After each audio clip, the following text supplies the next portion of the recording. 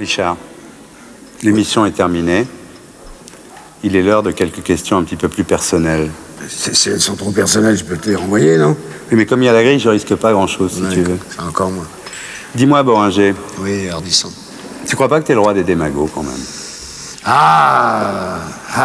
Que ça me plaît, ça. Que ça me plaît. Le roi des démagos. Non, je ne suis pas... Non, je ne suis pas démago.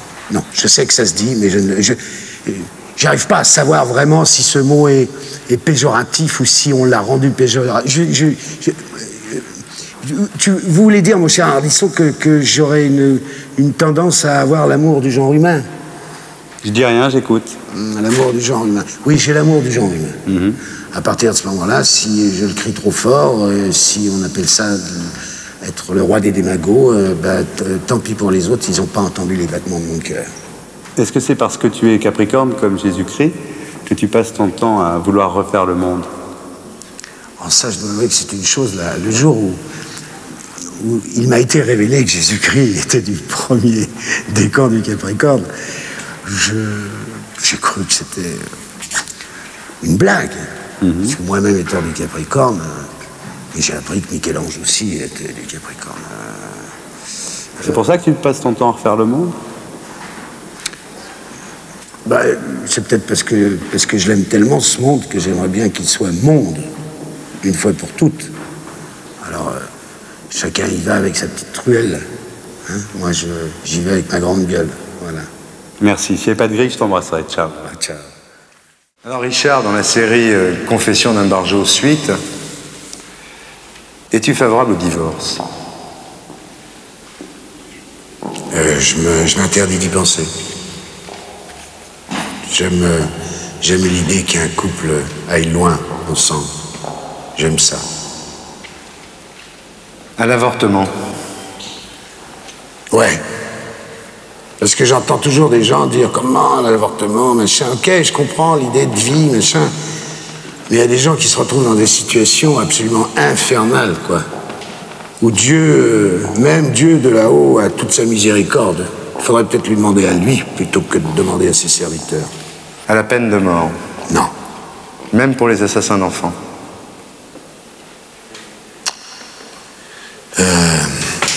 Bah oui, je suis obligé de continuer. À la légalisation des drogues douces?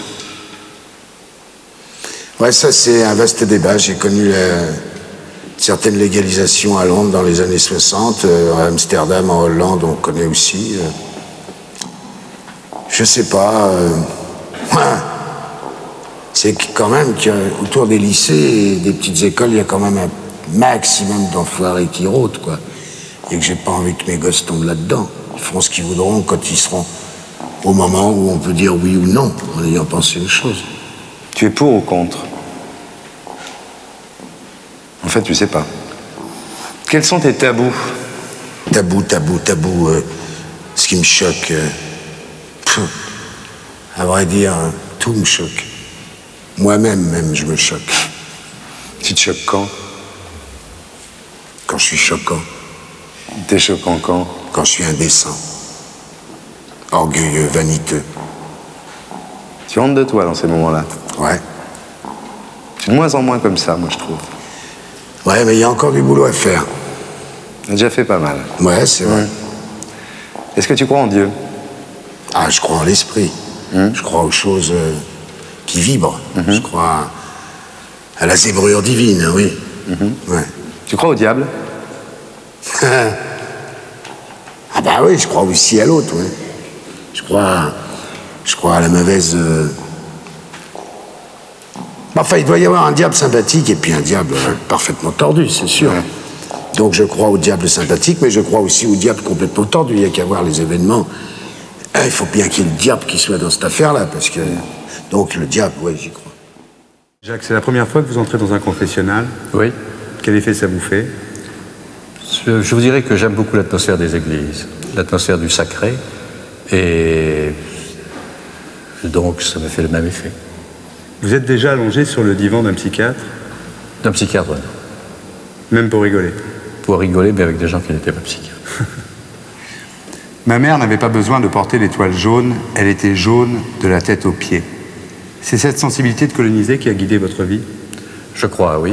C'est pour ça que vous avez défendu Barbie, non pas comme un tortionnaire nazi, mais comme un membre d'une armée d'occupation, comme l'armée française en Algérie. Ou l'armée américaine au Vietnam, ou l'armée russe en Afghanistan. Pour moi, Barbie est un personnage tragique de notre temps. C'est l'officier subalterne d'une armée d'occupation dans un pays qui résiste. Vous avez dit, comme Roger Nimier, tout humanisme m'est étranger. Expliquez-vous.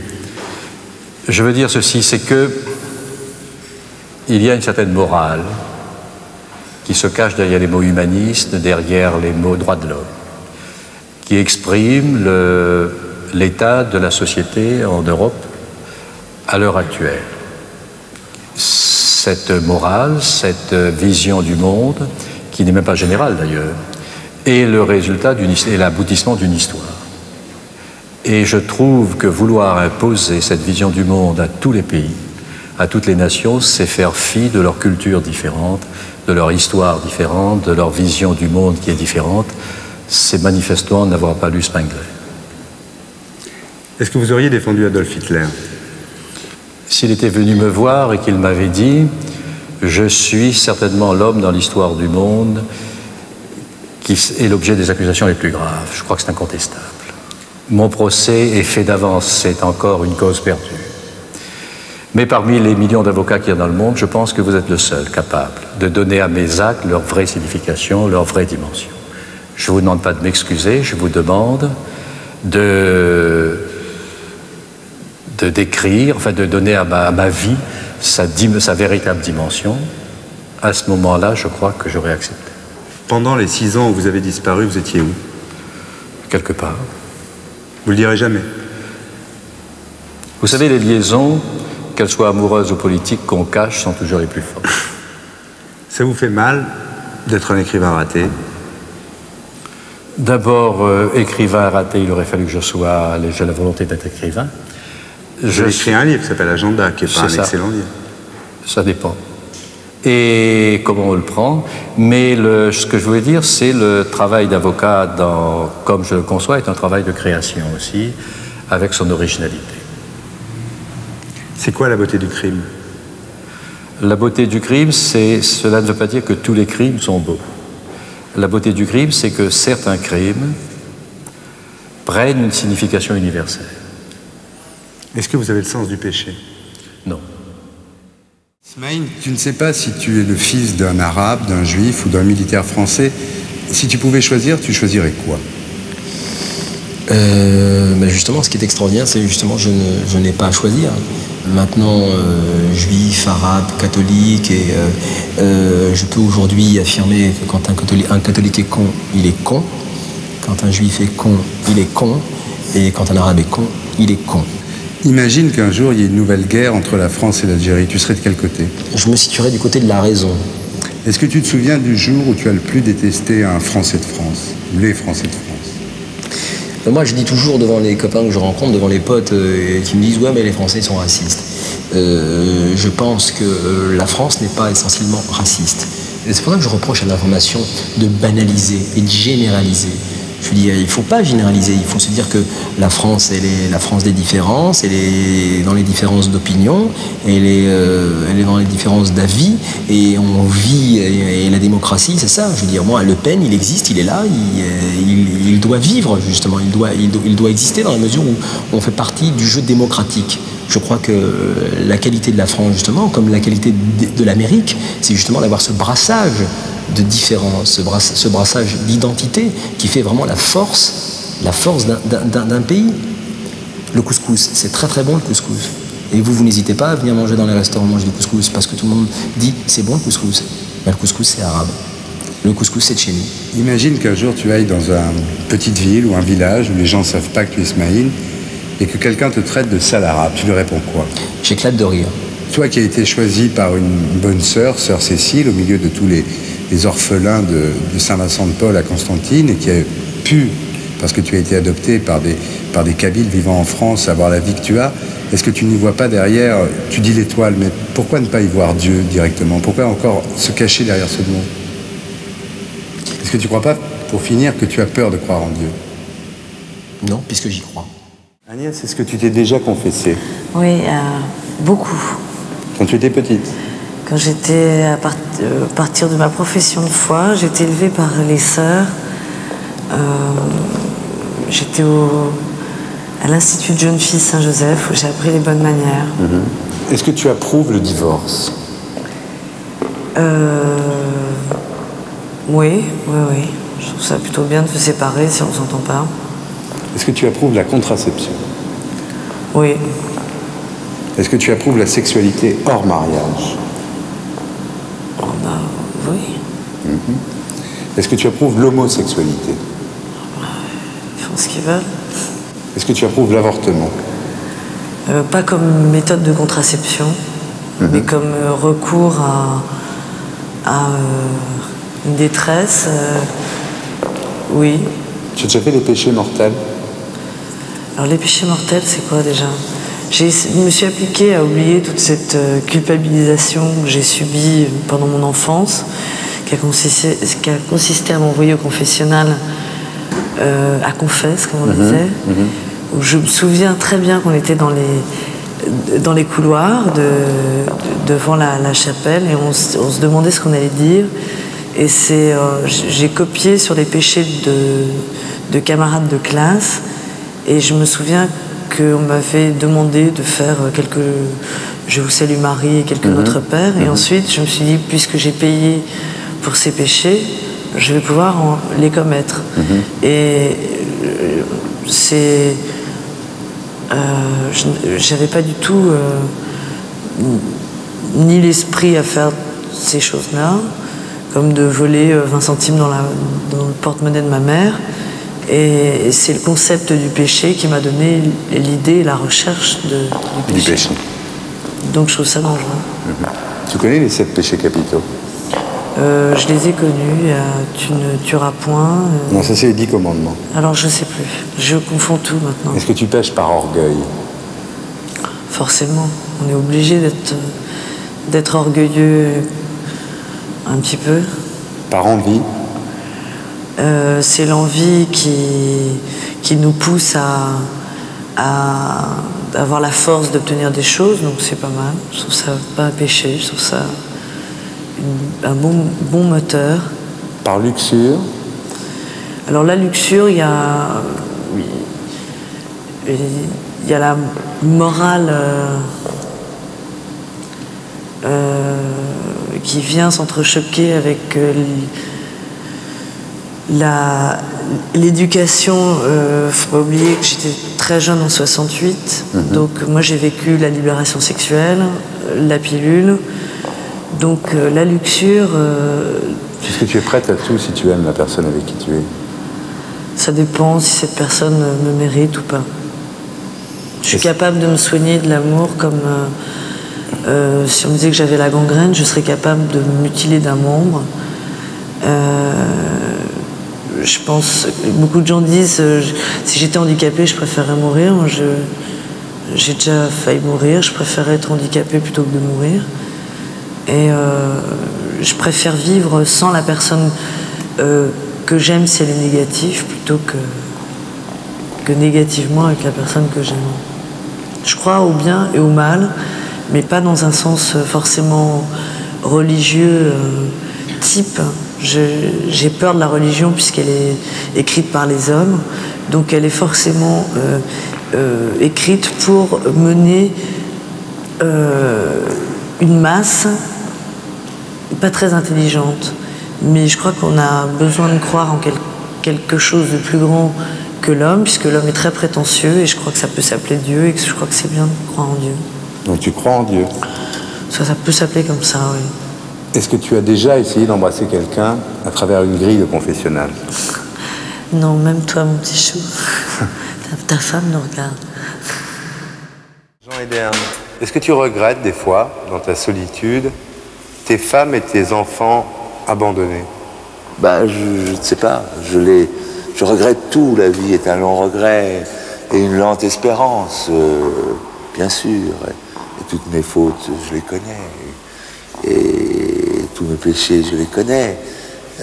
Et d'une certaine manière, je les aime parce que, je veux dire, je me repens. Et le plaisir du repentir est quelque chose d'absolument sublime. C'est une jouissance supplémentaire. Je veux dire, c'est la jouissance même de la confession. Tu n'as pas honte, certaines fois, d'avoir des maîtresses qui ont l'âge de ta fille? Elles sont plus jeunes, bon, mais je veux dire, pas du tout. Tu penses des fois que ça pourrait être ta fille? Oui. Ou plutôt ma mère, mais très jeune. Avec tout le talent que tu as, est-ce que des fois tu te dis pas, quand tu es tout seul avec toi-même, que tu es devenu un très bon clown médiatique, mais un clown médiatique quand même? Je pense que notre société veut ça. Enfin, je veux dire que Dali, Picasso passaient pour des clowns. Est-ce que tu peux faire de temps en temps une minute de silence, Jean Hélène? Ah, bien sûr. Mais le silence des espaces infinis, à la différence de Pascal, ne m'effraie pas. Philippe, vous vous présentez souvent comme un titi né à Montmartre. En fait, vous êtes né à Coulommiers. Vous avez honte de votre lieu de naissance?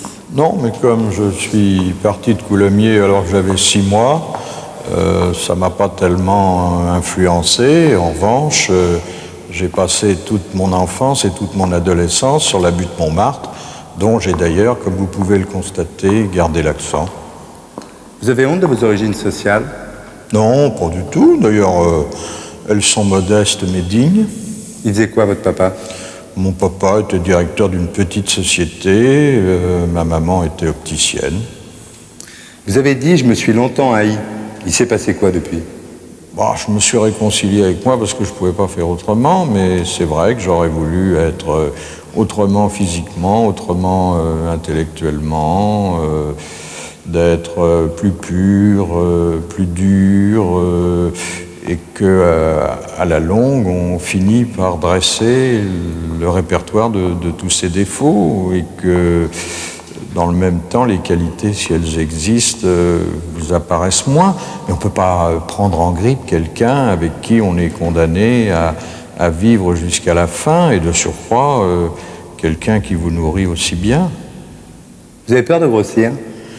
J'ai eu peur de grossir, puis j'ai vu que je m'en accommodais bien. Bon, je ne voudrais pas devenir énorme, mais c'est pas mauvais d'être enveloppé quand on fait un métier public. Ça inspire confiance à la clientèle. Vous avez fait 35 000 interviews, à peu près, et celle que vous avez préférée, c'est celle de Lanza del Vasto. Pourquoi? Oui. Bon, parce que c'était un philosophe qui avait mis en accord, c'est rarissime, ses pensées et ses actes. C'est-à-dire qu'il prêchait le dénuement et il vivait lui-même dans une communauté qu'il avait montée dans le sud de la France et qui fonctionnait comme au premier temps du monde. Je veux dire, sans aucune des ressources du progrès. Il filait lui-même le lin dont il fabriquait ses vêtements. C'est une espèce d'âge d'or. Et puis, j'ai vu, grâce à lui, quelque chose que je n'avais jamais observé jusque-là dans la société française ou contemporaine. L'image d'un désintéressement complet. Si vous deviez mourir demain, vous regretteriez de n'avoir pas vécu le côté Lanza del Vasto de la vie? Non, je pense qu'il n'était pas fait pour moi, que j'en étais pas digne. D'autre part, bon, j'ai eu une bonne petite existence de journaliste, multimédia, qui m'a permis d'avoir droit à une existence à laquelle ne me destinaient ni mes études, ni mes relations, ni mon physique. Sur un certain plan, j'ai quand même l'impression d'avoir tiré le maximum du minimum. Dans votre fameux emploi du temps, il reste une place pour Dieu? Il reste, en filigrane de tout ce que je fais, le regret de ne pas avoir eu la foi, et le regret aussi grand de ne pas avoir rencontré des gens susceptibles de me communiquer la leur. Vous le regrettez? Oui. Dis-moi, Gérard, ça a été dur à vivre pendant tout ce temps d'être le beauf de service? Le beauf de service, j'ai joué des personnages qui étaient un petit peu caricaturaux. J'avais une tête de français, c'est vrai que j'avais une tête de français. J'avais cette moustache là, que que je m'étais fait pousser pendant le service militaire, parce que j'étais dans le contre-espionnage, j'étais pour passer inaperçu. Puis maintenant, je passais plus du tout inaperçu. Ça te fait souffrir de te voir en franchouilleur, râleur, tous les soirs, dans les arènes de l'info sur Canal+. Oui, enfin, non, ça ne fait pas souffrir. C'est vrai que c'est une image, c'est une caricature d'une image qui était déjà une caricature quand moi je le faisais. C'est le look Le Pénis qui te gêne? Oui, avant on disait poujaliste, maintenant on dit Le Pénis, c'est plus grave, quoi. Ça s'est passé comment le jour où tu as rasé ta moustache? Il n'y avait rien dessous, hein.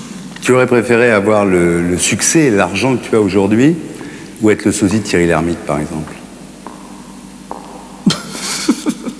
Ça me serait pas venu l'idée d'être le sosie de Thierry Lhermitte. D'ailleurs, parce que je connais tous ses défauts à Thierry. Si tu devais te réincarner, tu préfères être réincarné en Woody Allen ou en Alain Delon? Oh, Woody Allen, bien sûr. C'est pas très amusant de jouer les jeunes premiers. Les rôles de jeunes premiers sont assez chiants à jouer. Tu crois que tu vas aller en enfer ou au paradis? Oh, je sais pas bien, mais ce qui me terrifie, c'est que quand je vois les gens qui sont persuadés d'aller au paradis, ça me fout un peu les glandes. Je veux dire, tous ces gens bien pensants, bien honnêtes, propres, ça va être terrible. En fait, les gens que j'apprécie se retrouveraient plutôt en enfer. Donc, Et si tu devais mourir, ton petit Arthur, si tu avais une seule chose à lui dire, ça serait quoi? Pas trop de tristesse. Es-tu favorable à la peine de mort? Non, jamais. Dès qu'il y a mort, je dis non, quoi. Il faut jamais tuer qui que ce soit, ni une bête, ni encore moins un homme. Même pour les assassins d'enfants? Même pour l'assassin d'enfants, bien sûr. Il faudra bien lui pardonner. Il n'y aura rien d'autre qui marchera mieux contre la haine que l'amour. Tu crois en Dieu? Oui. Tu médites? Oui. Tu es plus tourné vers les philosophies orientales que occidentales? Plutôt, oui. L'hindouisme, tout ça, oui, ça me branche plus parce que ce sont des religions qui te c'est même pas des religions d'ailleurs, mais enfin disons que ce sont des pratiques qui te laissent en liberté complète toujours. T'es pas obligé de t'ouvrir, de te vider de ton sang toute ta vie et de tout donner ce que tu as sur le dos pour un jour aller dans un pseudo-paradis. C'est pas ça le truc, moi ça me correspond mieux, les philosophies orientales, parce qu'elles nous laissent en liberté. Tu es en contact avec des gourous, des sages hindouistes? En contact, non, mais quand on médite, on a un gourou, et voilà, quoi. C'est un gourou, c'est un vrai gourou, c'est une communication avec Dieu, si tu veux. C'est comme une douche, tu vois, tu vas te mettre dessous. C'est quelqu'un qui n'a plus d'ego, et quand tu le vois, bah, tu sais que c'est un vrai. Jean-Marie? Oui. Quelle est la plus grosse connerie que tu aies fait dans ta vie? Je crois que j'ai fait pipi dans le bénitier de la petite chapelle où j'étais en pensionnat à l'âge de 14 ans. Ça te va comme réponse? Pas du tout. Quelle est la plus grosse connerie que tu aies fait dans ta vie? Celle que tu regrettes le plus? Alors la plus grosse connerie que je regrette, je vais te dire exactement ce que c'est de pas avoir démarré mes conneries assez tôt, si tu veux. Parce que si je les avais démarrées plus tôt, tu vois, mes conneries, j'aurais pu montrer ça à mes parents, et malheureusement ils sont plus là, je peux pas leur montrer. Et pour moi, ça c'est une grosse connerie. J'ai attendu 30 ans avant de partir, et mes parents auraient été fiers de moi. Ça c'est ma plus grosse connerie. J'ai pas été précoce, j'ai été vraiment retardataire. Le problème de cette connerie, c'est que tu peux pas la racheter. Je sais pas. C'est peut-être possible quand même. Peut-être que si ça marche après, ce que je crois, s'il n'y en a pas qu'une seule vie, ben je crois que ça doit marcher, ça doit être vu quand même. Pas facile, hein. Tu crois qu'il te voit? Pardon? Tu crois qu'il te voit réussir ou qu'il te voit pas réussir? Oui, je crois qu'ils me voient, et puis je crois que quand on le fait, si on le fait pour eux quand même, je crois que ça marche quand même. Tu crois donc qu'il y a une vie ailleurs? Tu crois à l'au-delà? Absolument. Comment ne pas croire qu'il y a une autre vie après la vie? On ne possède pas la vie, on se la transmet, la preuve qu'elle ne meurt pas. Est-ce que tu es favorable au divorce? Bah, s'il y a eu mariage, oui. Sinon, le divorce, si c'est des papiers, de la paperasse encore, je suis pas favorable. La sexualité hors mariage? La sexualité hors mariage, bah, il faut bien répéter avant le mariage, de toute façon. Mais quand on est marié?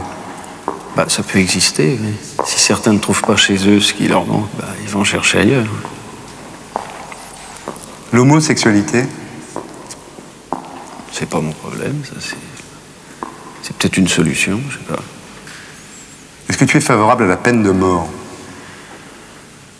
Oh non, il y a tellement de gens qui sont pour que je ne peux être que contre, tout en précisant que je ne veux pas non plus être dans la catégorie des sadiques qui préfèrent qu'un mec pourrisse pendant 30 ans dans un cachot quelconque. Bien que je peux me mettre à la place de certaines personnes, bon, dont récemment, ils ont eu leur môme de violer, tuer, etc. Bon, effectivement, je ne sais pas ce que l'on peut penser à ce moment-là. Alors tu affiches un certain cynisme, un certain nihilisme, voire... est-ce que tu as des tabous? Tabou? Tabou. Des tabous, non. Non, pas vraiment. Il n'y a rien avec quoi tu ne rigolerais pas? Bah, c'est-à-dire que la seule manière de, justement, de ne pas en rire, c'est d'en rire, parce que... je crois. Tu crois en Dieu? Je préférais que ce soit lui qui croit en moi, mais... Bah, Dieu, c'est un vaste mot, hein. Il faut croire en quelque chose. Tu y crois ou tu y crois pas? À ce vaste mot. Ah oui, il faut y croire. Enfin, Dieu ou peut-être ses disciples, ou je sais pas quoi. Enfin, mais il y a sûrement quelqu'un qui nous surveille. Tu penses que tu es un bon père? J'ai une bonne père, mais un bon père, je sais pas. Quels sont tes tabous? Je te dis, je ne rigolerai jamais avec la religion et le sida. Ben, c'est-à-dire que je ne rigolerai jamais parce que ça me fait pas rire. Mais c'est pas des tabous. Je crois que j'ai aucun tabou. Y a rien que... J'essaie au contraire de rien éviter. Mais il y a des choses qui me font pas rire, comme le sida, ça me fait pas rire parce que ça me fait peur. Et la religion, je vois pas comment je pourrais en rire, quoi. Je suis pas religieux du tout, au contraire, je suis vraiment nihiliste, quoi. C'est-à-dire, je sais même pas que je crois qu'il n'existe pas, c'est que je crois que s'il est là, je vois pas sa place, en tout cas. Je vois pas à quoi il servirait. Tu n'as jamais été effleuré par l'idée de l'existence de Dieu? Non, non. Ça m'aide pas de savoir qu'il y a quelque chose après, ou qu'il y a quelqu'un qui m'attend après, ou qu'il y a quelqu'un qui est plus fort que moi. J'ai besoin de savoir que c'est l'homme le plus fort, quoi. Est-ce que tu le regrettes? De penser ça?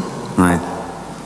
Ah non, parce que du coup, je suis mon propre Dieu et je sais pas, ça donne une force, ça me donne un caractère de vainqueur, je trouve. Quand ton père est mort, tu n'as pas été tenté de te raccrocher à l'idée de l'existence de Dieu?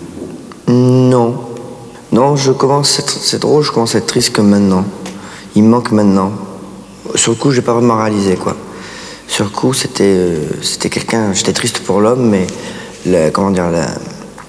l'autorité qui exerçait le père me faisait énormément peur. Et quand elle n'a plus été là, quelque part, ça m'a aidé, moi, je me suis dit qu'il n'y aurait plus jamais personne qui n'aurait de baffe, quoi. Puisque malheureusement, cette personne n'était plus là. Mais bon. Et c'est maintenant, par contre, que je me mets à pleurer à un feu rouge, parce que je me dis, merde, putain, s'il était là pour voir ce qui m'arrive, ben, il serait fier, quoi. Quand vous étiez petite, vous avez réellement voulu être religieuse? Oui. Je devais avoir 5 ans. J'étais frappée par le rituel, l'égalité d'humeur. C'est-à-dire que dans la vie à la maison, c'était plutôt en dents de scie. J'aimais la musique, j'aimais l'ordonnance, voilà. J'aime beaucoup la rigueur. Quand vous dites « j'ai un maître intérieur », de qui s'agit-il? Je veux dire qu'à partir du moment où on n'est pas perméable comme une éponge et où on ne se laisse pas influencer par tout ce qui nous entoure et qu'on ne vit pas que par rapport au regard des autres, au jugement des autres, cette voix-là s'exprime. Vous avez toujours préféré le terme sensualité à sexualité. Oui. Vous êtes un peu anti-sexualité, enfin au moins d'en parler, disons. Non, parce que je laisse au rapport des corps une dimension divine. J'ai trop de respect pour tout individu, tout être humain, à commencer par moi, pour considérer que le corps est un morceau de viande, et quelque chose qui se défait, qui pourrit. Et le rapport et la jouissance, le rapport des sens et la jouissance donne une idée plus précise de l'extase que simplement un orgasme, un coup de queue, comme disait mon analyste, qui laisse pas grand-chose. Vous avez dit, nous sommes autre chose que de la matière. Oui. Vous croyez en Dieu? Le terme croire est un terme profane. Ça a à voir avec la crédulité. Je ne crois que ce que je vois. J'ai une sensation très exacte de quelque chose de magnifique. Vous croyez en l'âme? L'esprit, oui. Quand vous dites on vit seul et on meurt seul. La solitude n'est pas une horreur épouvantable. C'est quelque chose d'exaltant. Parce que la solitude ne veut pas dire être isolé, ne veut pas dire être séparé des autres. C'est être avec les autres.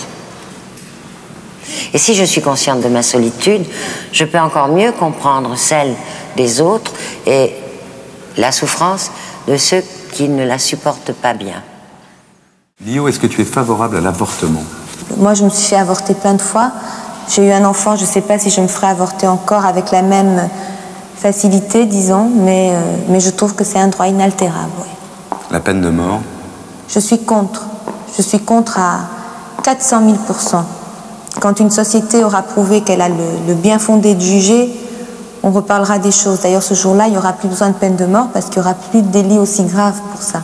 Est-ce que tu es pour la légalisation des drogues douces? Oui. Je suis pour la légalisation et l'information de tout ce qui nous fait du bien. Quels sont tes tabous? Je n'ai pas de tabou. Tu as dit une fois que tes héros préférés étaient Jésus-Christ et Pénélope. Est-ce que pour Jésus-Christ, tu peux nous expliquer? Mais c'est très évident à comprendre, c'était un vrai révolutionnaire, Jésus-Christ. Tu dis en fait, le vrai martyr, c'est Judas, parce que Jésus il a le beau rôle, et Judas, lui, il est finalement, jusqu'à la fin de ses jours, il a le mauvais rôle, c'est lui le vrai martyr. Mais oui, on peut très très bien voir ça comme ça, ce qui prouve encore qu'il n'y a pas d'ombre s'il n'y a pas de lumière, et qu'il n'y a pas de vie sans la mort. Bien entendu que Judas était quand même la pierre d'achoppement de la possibilité de sacrifice du Christ, qui donc en étant martyr reste un symbole pour des générations et des millénaires. Bien entendu que Judas est quelqu'un qui est un symbole tout aussi puissant et que l'un devait révéler l'autre. Au retour d'un voyage aux Indes, tu avais découvert le bouddhisme et tu disais que le bouddhisme répondait à toutes les questions qu'on se pose. Est-ce que tu crois toujours ça aujourd'hui? Oui, ça permet de répondre à toutes les questions. Maintenant, encore faut-il pouvoir les mettre en acte, parce que ce qu'on pense est une chose, ce qu'on pense n'a aucune valeur si on n'arrive pas à l'appliquer à sa vie. Mais il le dit d'ailleurs, ça. Il dit ne crois rien que tu une expérience. Et si tu avais un seul mot à dire à ta fille, un seul message, un seul conseil à lui donner, ça serait quoi? Sois toi, existe, résiste et en vie, parce que tant que tu as envie, tu es en vie. Est-ce que tu crois en Dieu? Certains jours, oui. Mais j'y ai beaucoup cru à un moment. J'ai eu une période sulpicienne dans ma vie, mais totalement naïve, avec les images et les séraphins. Et puis, quand ces images-là se sont estompées de temps en temps, je me laisse aller à des idées d'infini. J'ai des copains astrophysiciens et c'est eux qui sont pas obligatoirement, qui ne parlent pas obligatoirement au nom de Dieu, qui m'entraînent dans des univers d'infini dans lesquels on rencontre des puissances non identifiées. Est-ce que tu penses que tu mérites l'absolution? Je me la donne en tout cas. Es-tu favorable au divorce? légalement, je trouve ça bien que le divorce soit autorisé, bien sûr, mais je trouve ça pas bien que les gens divorcent, quoi. À l'avortement? C'est dommage. C'est dommage qu'il y ait des circonstances où les femmes soient obligées d'avorter, mais il faut bien évidemment continuer à faire en sorte que les lois qui l'autorisent soient respectées partout, quoi. Qui rendent l'avortement libre, gratuit, qui le décriminalisent, que ces lois soient maintenues ou créées. À l'euthanasie? Je sais pas, il faudrait que chacun puisse faire son testament et dire non mais c'est vachement compliqué, ça, à partir de quand est-ce qu'on peut décider qu'un mec souffre trop et que s'il est inconscient, je sais pas, la question me déroute et a priori je m'en fous. À la peine de mort? Bah non. Même pour les assassins d'enfants? Ça c'est la question vicieuse et obscène par excellence. Même pour les assassins d'enfants. C'est la question piège, mais quoi qu'il arrive, une société civilisée ne peut pas trancher la tête à un individu, quoi qu'il ait fait. Es-tu favorable au droit de vote pour les immigrés? Ouais. Plutôt. Est-ce que tu crois en Dieu? Non. Mais je fais gaffe quand même. Et je me conduis, comme disait Brassens, je me conduis guère plus mal que si j'avais la foi. Si tu avais un dernier message, si tu devais mourir, si tu avais un dernier message à donner à ta petite fille, ce serait quoi? Je dirais, ça y est, tu peux toucher à mes cannes à pêche. Est-ce que tu crois qu'on peut rire de tout? Ça dépend qui écoute. Rire de tout. Si tu fais du mal à la personne qui écoute, eh ben elle va te dire qu'on n'a pas le droit de rire de tout. On ne peut pas sortir une blague antisémite à des gens qui viennent faire un pèlerinage à Auschwitz. C'est pas le moment. Maintenant, ces gens-là, ils ont l'humour juif, et si tu veux leur dire des choses, eh ben, attends qu'ils soient disponibles. Mais quand tu dis, par exemple, que ton grand-père a fait du cinéma, qu'il jouait de Nuremberg à Nuremberg, qu'il a fini mannequin chez Montsavon, est-ce que tu crois qu'on peut rire de ça? Je dis ça pour pas qu'on oublie. Un jour, j'ai été voir un pote. Son père, il s'est occupé du film Shoah, c'est lui qui a produit, et je lui ai dit alors, ça te fait rire? Il dit oui, parce qu'on en parle et parce que les gens n'oublieront pas. Est-ce que tu es religieux? J'ai des coutumes. J'aime, quand j'arrive chez moi un soir de fête, voir mon père et ma mère heureux. Ma mère, elle a préparé le dîner, elle est heureuse. Mon père, il est chef de famille, il est en bout de table, il a le sourire. On est ensemble, mon père me met sa main sur ma tête, et puis je me sens protégé, j'oublie mes soucis. Est-ce que tu crois en Dieu? Dieu existe. Il existe. Aujourd'hui, on ne peut pas dire autre chose, quoi. Que ce soit lui qui ait créé les hommes, ou les hommes qui créent Dieu, de toute façon, il existe, mais c'est pas grave. Ça te fait quoi de te confesser, là? Oh, ça remonte loin. Ça fait des années que ça m'est pas arrivé. J'aime pas ça. T'as été alcoolique? Ouais. Tu buvais combien par jour? Quand je me suis arrêté, je buvais près d'un litre de whisky par jour. Je buvais pour me donner du courage pour monter sur scène, pour me donner le courage d'affronter mes ennuis, jusqu'au jour où je me suis aperçu que c'est pas l'alcool qui te donne le courage de monter sur scène, ni d'affronter les ennuis. Avec un peu de volonté, ça va aussi bien. Le pire moment, c'était quoi? Il n'y a pas longtemps. Tellement de pression des journaleux, des mecs autour qui te jugent sans arrêt, qui, quand tu es par terre, te laissent même pas le temps de te relever. Parce que depuis qu'il m'est arrivé des emmerdements avec mon gamin, ils m'ont pas laissé souffler, quoi. T'as fait comment pour arrêter? L'alcool? Net, tout seul, d'un seul coup. Jour au lendemain, j'arrête. Je me mets 2 ans à la flotte. Et je me suis mis 2 ans à la flotte. Tu craques jamais? Ah non, mais je peux pas. Si l'idée de prendre une cuite me terrifie. J'ai plus du tout envie de me réveiller le matin avec la tête prise, comme je l'avais avant. Est-ce que tu crois qu'on peut rire de tout? Non. Mais Quand tu dis, par exemple, en parlant de ton fils qui est mort dans un accident de moto, il a trop bien imité Coluche. Ça, c'est sur le coup, parce que le rire est une thérapeutique que je conseille à tout le monde. J'ai même dit, il y en a qui ont mal tourné, et le mien n'a pas tourné du tout. À propos de cette mort, tu as dit, depuis je suis en survie, personne ne me redonnera mon gamin, la plaie est ouverte à vie, je ne serai plus jamais pleinement heureux, je suis cassé. Dans ces moments-là, tu n'as pas été tenté par l'idée de te raccrocher à Dieu plutôt qu'à l'humour? Non. Non, parce que je me raccroche aux gens. Tu crois pas en Dieu? Tu penses toujours qu'il n'y a rien avant et rien après, comme tu l'as dit? Ça, oui. Je pense qu'il n'y a rien avant et rien après. Je pense.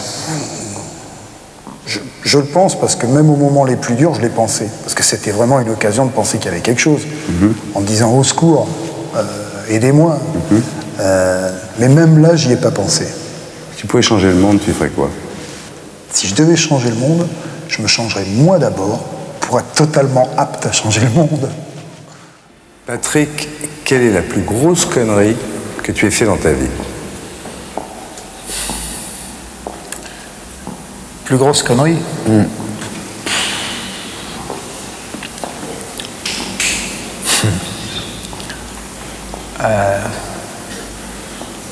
Une moto que j'aurais jamais dû acheter. Et puis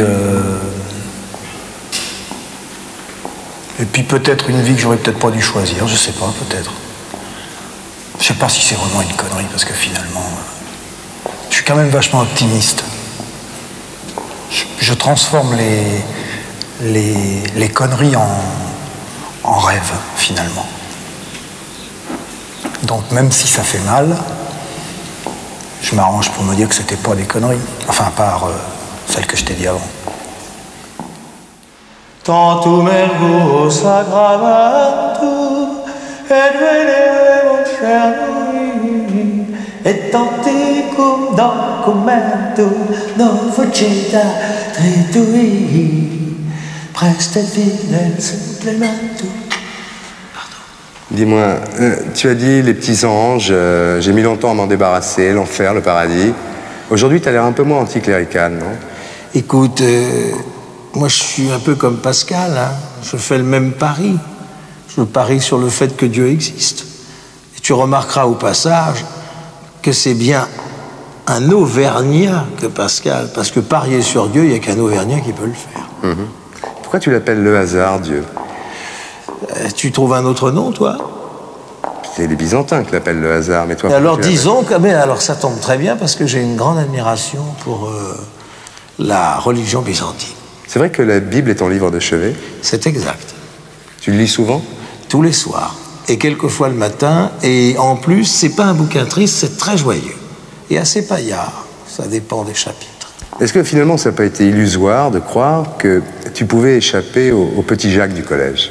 Je suis toujours resté le petit Jacques du collège, j'ai les mêmes terreurs, je déteste autant les adultes, je suis resté le garçon que j'étais au pensionnat. Mais il ne faut pas le dire, ça me ferait du tort. Un dernier mot? Amen. Dis-moi, Sophie Duez, Lio, Judith Godrèche, tu les choisis plutôt Gironde, tes partenaires, non? Bah, je sais pas, j'ai tourné aussi avec Balasco, Lavanant, je ne dis pas qu'elle soit pas Gironde, mais... Tu as dit quand le réalisateur aime l'actrice, c'est mieux.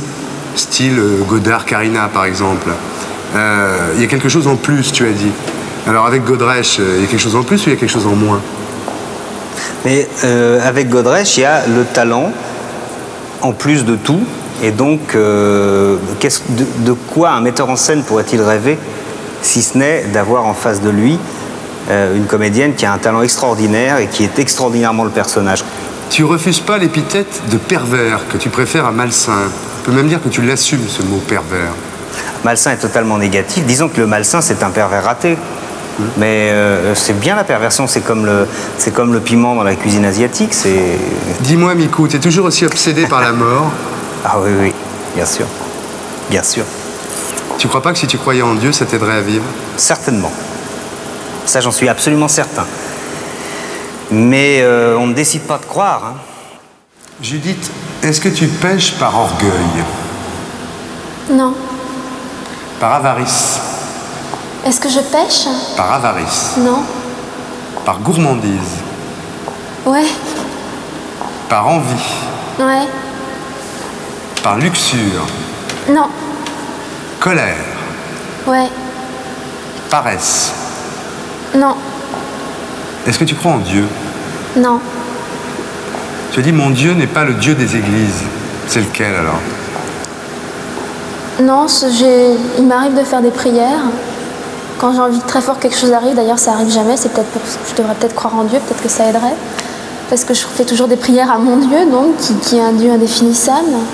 Qu'est-ce qu'il y a de différent avec le Dieu dont parlent les gens qui croient en Dieu? C'est un Dieu à qui je m'adresse quand j'ai envie qu'il m'aide et qui m'aide jamais en fait. Donc, Tu t'es jamais dit que c'est peut-être pas le bon alors? non, jamais, non. Je le remets pas en question. Le rock'n'roll, c'est quoi? Le rock'n'roll, c'est une chose qui n'existe plus. Ça s'est arrêté quand? En 59, quand Presley est parti à l'armée, et quand Gene Vincent a fait Crazy Time, c'est par ça. Et l'amour, c'est quoi? Ça dure par contre. L'amour, bah, c'est formidable. S'il n'y a pas d'amour, je crois qu'il y a beaucoup d'ennuis. Et Dieu dans tout ça? Ben justement, si Dieu n'est pas là, alors qu'il a posé, il a mis la main là où l'homme n'avait pas mis le pied, donc il est très important de savoir grimper au mur quand on aime Dieu. Mais en dehors de ton humour excellent, est-ce que tu crois en Dieu? J'aimerais bien, mais croit-il en moi? Tu as eu l'habitude de te confesser quand tu étais petit, non? Non, on m'y obligeait quand j'étais petit, parce que j'étais dans des institutions religieuses, et c'était une des obligations. Ça me plaisait pas du tout. Je voyais pas pourquoi il fallait que j'aille confier à un curé mes états d'âme. Je le fais plus d'ailleurs. J'ai mon premier confesseur depuis très longtemps, je te l'avoue. Antoine. Oui, père. Est-ce que tu crois au péché originel? Non, pas du tout. Je pense qu'on est présumé innocent et qu'on le reste jusqu'à ce que quelqu'un ait prouvé qu'on était coupable. Est-ce que tu fais des péchés mortels? En pensée seulement. En pensée. J'ai déjà tué pas mal de monde même. Une véritable hécatombe. Tu te souviens des péchés capitaux? Est-ce que tu pêches par avarice, par exemple? Non, je crois pas. Par orgueil? L'orgueil, oui, bien sûr. C'est pas du tout un péché, l'orgueil. Je crois qu'on fait rien d'intéressant sans orgueil. La gourmandise? Pareil. La gourmandise, c'est être vivant. Quand t'es gourmand, c'est que t'aimes la vie. C'est pas un péché, ça. Et l'envie, c'est un péché? C'est-à-dire être envieux de ses petits copains, de ce qu'ils ont de mieux. Ouais, ça c'est pas une pensée très saine, quoi. J'envie les gens qui, d'une manière très générale, les gens qui sacrifient leur vie à quelque chose de supérieur et de différent. J'aime beaucoup l'idée des gens qui, par exemple, partent dans les pays sous-développés, les médecins, tu vois, et qui vraiment s'engagent, quoi, qui engagent leur existence. Ça, je dois dire que ça me rend assez baba. Tu te mets en colère? Oui, plusieurs fois par jour, bien sûr. Pas toi? Tu es paresseux? Bah, malheureusement, j'ai pas vraiment le temps, mais si je me laissais aller, oui. Tu as des tabous? Oui.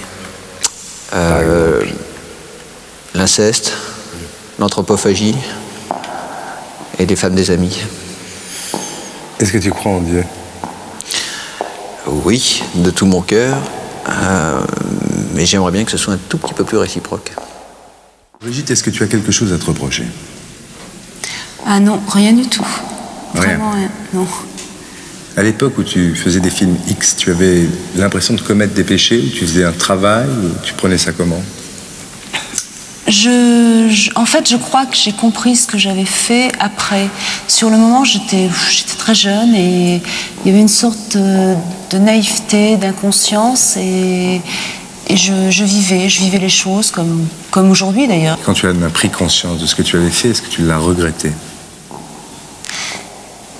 Je me suis empêchée de le regretter parce que le regret peut amener à la culpabilité et peut donc nous aigrir et peut donc nous casser des autres. Donc je me suis empêchée de le regretter. Si c'était à refaire? Je crois qu'il y a certaines choses que je ne referai plus, mais je ne changerai pas tant de choses que ça. Je crois qu'il y a... Je me suis un peu trop donnée, un peu trop gaspillée, et je ne suis pas sûre aujourd'hui d'avoir réussi à effacer tout ça. Il y a des cicatrices qui sont quand même pas tout à fait refermées et qui se refermeront sans doute jamais. Quels sont tes tabous? Les tabous, l'inceste évidemment, parce que l'enfant n'est pas en droit de savoir ce qu'il a besoin, ce qu'il a envie. Le racisme, je crois qu'il y a beaucoup de choses qui se font par racisme et qui sont dramatiques. Mais j'ai pas beaucoup de tabous, non. Est-ce que tu crois en Dieu? Oh oui. C'est vrai que tu procèdes à des actions charitables dans les hôpitaux? Oui. Tu le dis pas trop, ça? Non, parce que ça, c'est pas crier sur les toits, c'est ma vie à moi et je le fais comme ça, sans que ça se sache. Tu le fais vraiment? Oui. C'est vrai que tu es la marraine d'un petit garçon indien? Tu en parles pas beaucoup non plus? Bah non. On n'a pas forcément besoin de crier sur les toits tout ce qu'on peut faire humainement, si tu veux. C'est une chose que je fais parce que j'ai envie de le faire et puis c'est tout. Et les gens n'ont pas à le savoir. Non, c'était pas un reproche. Non, mais je n'agresse pas. Est-ce que tu crois en Dieu? Oui. Tu pries souvent? Oui. Tous les jours? Non. Ça se traduit comment quand tu pries? C'est une vraie prière ou c'est une prière à toi? Et oh, c'est ma vie. Ce sont mes prières. Dans toutes les questions que je t'ai posées ce soir, quelle est celle qui t'a le plus embêté? Celle que tu vas me poser maintenant. Alors, je vais te poser la question. Comment ça se fait, maintenant, réponds-moi pour la dernière fois, comment ça se fait que tu ne sois pas mariée, que tu n'aies pas d'enfant et que tu sois toute seule dans la vie comme ça? Comment c'est possible, ça? Ce sont des choses qui arrivent. Mais je ne suis pas forcément toute seule, si tant toute seule que ça. Donc tu es avec quelqu'un?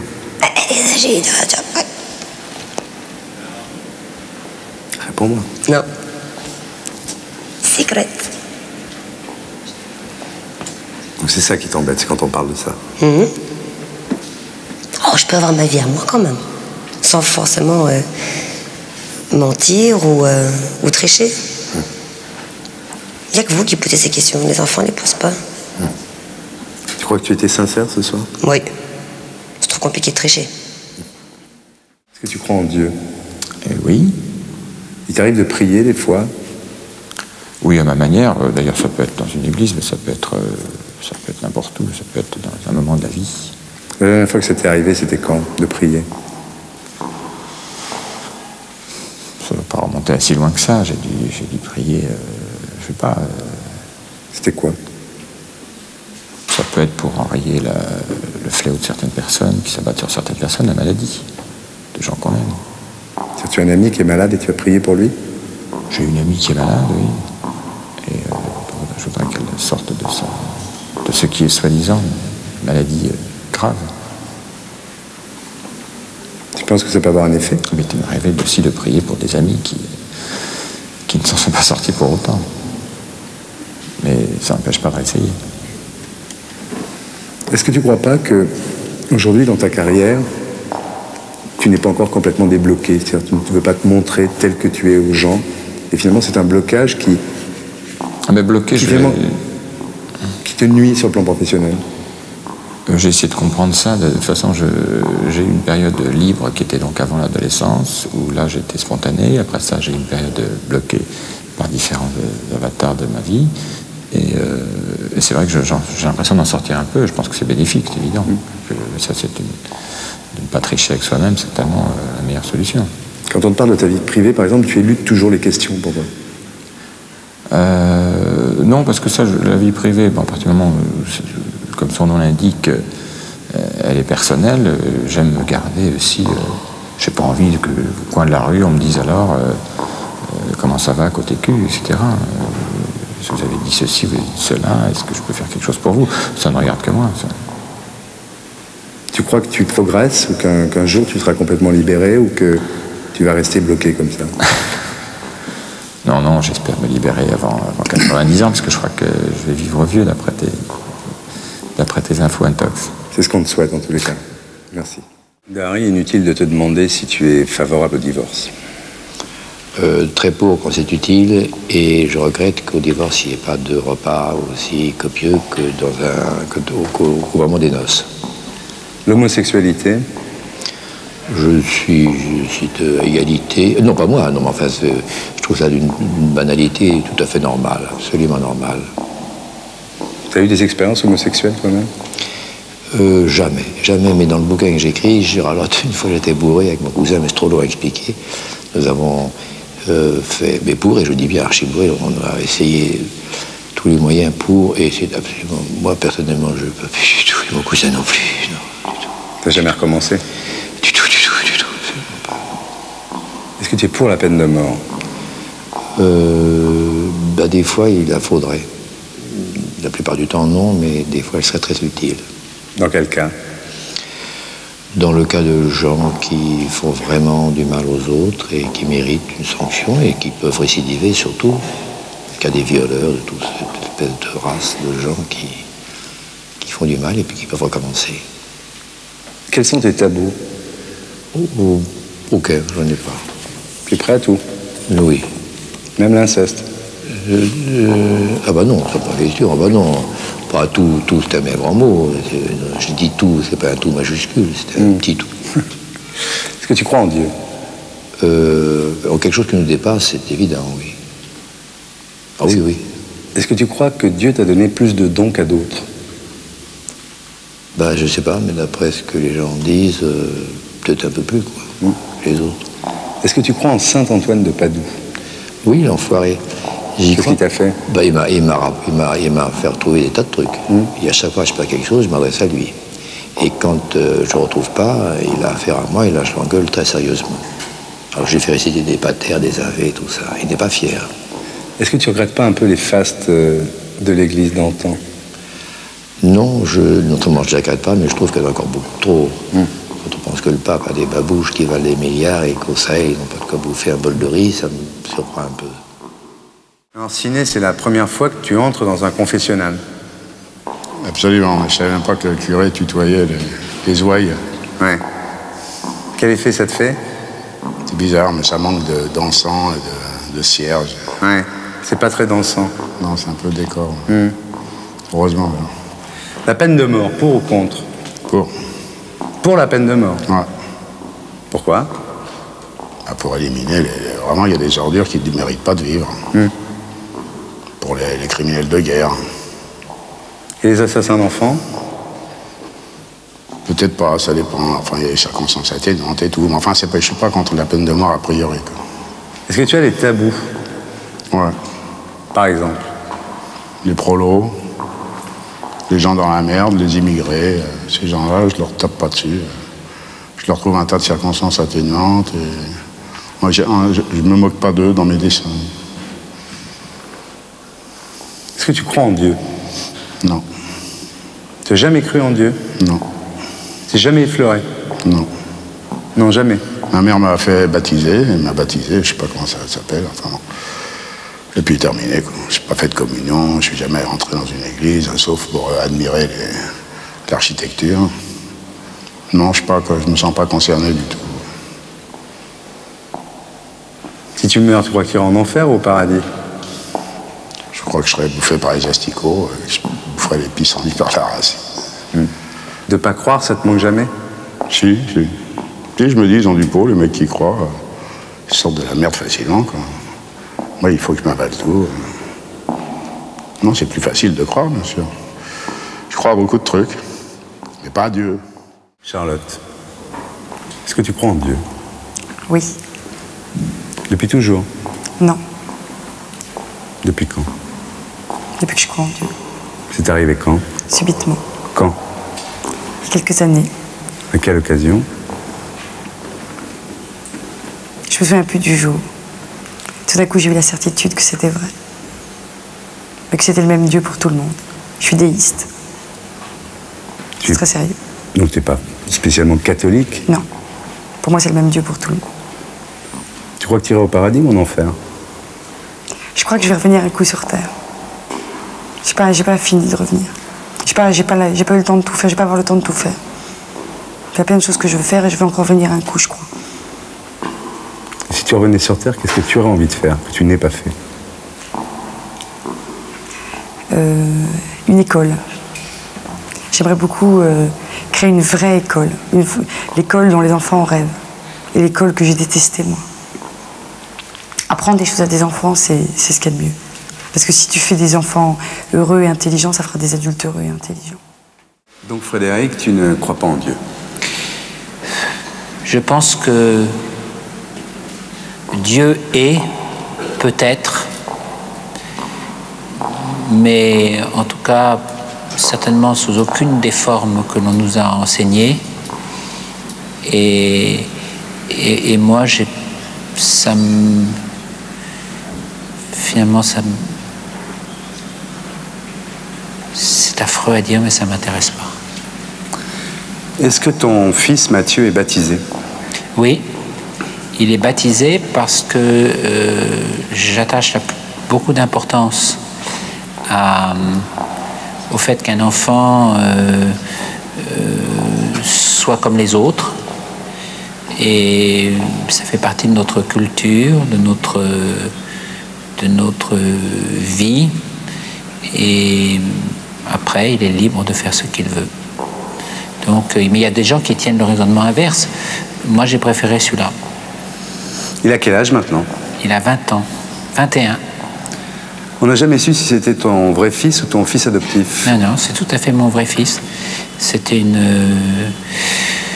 C'est-à-dire que il a vécu avec moi d'une manière un peu compliquée, à cause du désordre de la jeunesse, qui était ma jeunesse en l'occurrence, mais c'est mon vrai fils. Et puis même s'il était mon fils adoptif, il serait aussi mon vrai fils. De toute façon, je trouve terrible cette différence. La seule chose qui compte, c'est la manière dont les gens s'occupent des autres. Mais en tout cas, c'est mon vrai fils. Est-ce que tu vois toujours sa mère?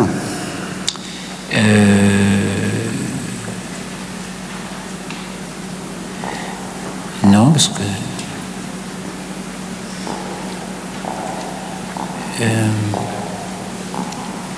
la drogue a tué beaucoup de gens. Qui l'a élevé?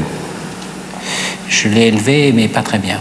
C'est-à-dire que je ne m'en suis pas assez bien occupé, que j'étais sans doute un peu tyrannique avec lui, je l'ai empêché de respirer, quoi. Et voilà, enfin, il faudrait lui demander à lui. Hein.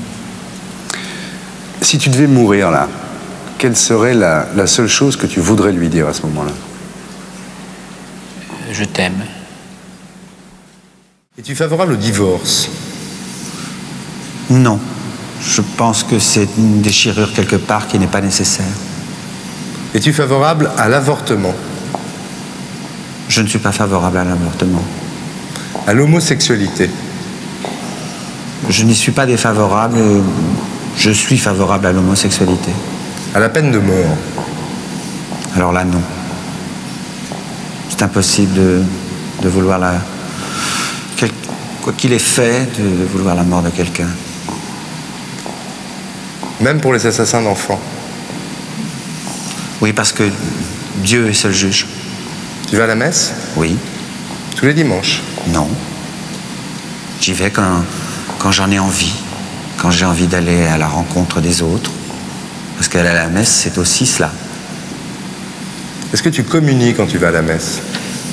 Pas régulièrement, mais au minimum une fois par an. Ça te procure quoi de communier? C'est quelque chose de très personnel, c'est une histoire, c'est une affaire entre Dieu et moi. J'aime bien m'entendre avec Dieu. Je m'entends très bien avec lui. Tu lui parles? Bien sûr. Tu lui demandes de t'aider? Non. Je lui demande surtout, souvent, d'aider les autres. Tu n'as jamais eu envie de fonder une famille? Je ne rêve que de ça et je n'y suis pas arrivé. Sacha Distel, es-tu favorable au divorce? Non, s'il y a des enfants. S'il n'y a pas d'enfants, oui. Es-tu favorable à la peine de mort? Dans certains cas très précis, oui. Particulièrement quand il y a kidnapping d'enfants, assassinat d'enfants, et quand cela est fait par des gens qui, d'une façon évidente, recommenceront. La légalisation des drogues douces? Oui, j'ai pas vraiment d'opinion. Oui, pourquoi pas. Dans les moments difficiles que tu as eus dans ta vie, est-ce que, dans ces moments-là, est-ce que tu t'es raccroché à l'idée de Dieu? Est-ce que tu pries, par exemple? Non, je me suis raccroché à une idée de quelque chose dans l'au-delà, mais d'une façon tout à fait inconsciente. J'ai plutôt une espèce de sens à ce moment-là de la dérision et une espèce de développement fantastique du sens de l'humour qui me fait un peu passer sur n'importe quelle autre notion. Dis-moi, Anne, est-ce que tu crois au péché originel? Attends, puisqu'on est à la rubrique péché, il y a un péché qui doit être originel, parce que je le fais tout le temps, et qui est que je ne parle que de moi, tu vois. Et j'oublie toujours, on me dit alors, le metteur en scène, ça devient honte, tu vois. Non, le metteur en scène de la pièce, c'est Daniel Benoît, et cette pièce a été produite à la Comédie de Saint-Étienne, et alors il faut le dire, quoi, quand même. Déjà, tu t'es confessé d'un premier péché. Oui, bah oui, ça, non, ça il fallait. Bon, maintenant que je suis toute bien nettoyée, toute propre, plus de péché. Non, c'est pas le péché d'orgueil, c'est le péché d'égocentrisme. Oh, c'est un peu d'un péché d'ailleurs. Si tu n'étais pas égocentriste, tu serais pas là. Ouais. Est-ce que tu pêches par avarice? Ah non, ça j'aimerais bien. Alors là, qu'est-ce que j'aimerais bien après? Est-ce que tu pêches par gourmandise? Ah non. T'es pas gourmande? Non. Pourtant, tu fais bien la cuisine. Comme ça, pas mal, je me démerde. Non, je suis pas très gourmande, non. Est-ce que tu pêches par envie? Moi, ça m'est arrivé. Ça, c'est pas très joli. Hein. Tu envies tes concurrentes? Pas toutes les pauvres. Non, ça m'est arrivé, oui. Ma sœur, par exemple, c'est salope. Est-ce que tu pêches par colère? Rarement, hein. Ça faut vraiment... Non, je suis pas tellement coléreuse, non. Mais jusqu'à présent... Non, je suis orgueilleuse. Oui, je suis un peu orgueilleuse. Parfaite, là. Je suis orgueilleuse. La paresse? Là, oui. Là, Je sais pas, t'apprends des monologues d'1 heure par cœur, c'est pas de la paresse, ça, quand même. Si, parce que ça, j'apprends tout seul. Mais non, oh là là, je suis flemmarde. Ça se traduit comment dans ta vie quotidienne? Ah, mais tout, la tire au flanc de première, tout, tu vois, si je peux éviter, mais je sais pas, moi, de passer l'éponge sur la table pleine de miettes, j'éviterais. Tu laisses les miettes? Ah oui, tout, enfin, tu vois, la paresse, c'est... Oui, quand je pense que dans les interviews, tu dis que les mecs, ils laissent des miettes sur la table, c'est toi qui les laisses, les miettes sur la table. Ah, d'accord, mais il a qu'à les... je l'empêche pas, je n'interdis pas qu'on passe l'éponge, hein. Ouais. Bon, on passe l'éponge. Est-ce que tu pêches par luxure? Ça, c'est autre. Enfin, le samedi, hein. Est-ce que tu crois en Dieu? Dieu, directement Dieu? Non, mais alors, effectivement, c'est étonnant les progrès de la science, puisqu'ils en arrivent à dire que, après le Big Bang, la façon dont l'univers s'est créé, organisé, ne peut pas, contrairement à ce que croyait Monod il y a quelques années, être le fruit du hasard. Voilà, il y a trop de coïncidences. Alors, c'est-à-dire, c'est la science qui ramène à l'idée de Dieu, ou du moins d'où vient cette organisation, quoi. Et au diable, tu y crois? Au diable, non. Alors, j'y ai jamais cru, même à l'époque où je croyais en Dieu. Tu crois en Dieu, mais est-ce que tu crois au diable? Oui, parce que je crois que toujours à la dualité entre le jour et la nuit, le bien, le mal. Et je crois qu'on peut représenter aussi bien les forces du mal que les forces du bien. Et que c'est pour reconnaître les vraies valeurs, il faut en connaître le mauvais fruit. Tu parles souvent du bien que tu fais ou du bien que tu essaies de faire par tes chansons, par le message que tu veux communiquer. Est-ce qu'il t'arrive de faire des choses mal? En tout cas, consciemment, non. Mais inconsciemment, malheureusement, oui. Mais j'essaye de reconnaître mes fautes lorsque je les fais. Lorsque je fais du mal, des fois, c'est jamais volontaire. Mais je ne peux pas dire que je suis un saint à 100% et que je n'ai jamais fait de mal. Ça serait vraiment dégueulasse de ma part de parler comme ça. Quelle est la dernière chose mal que tu aies faite?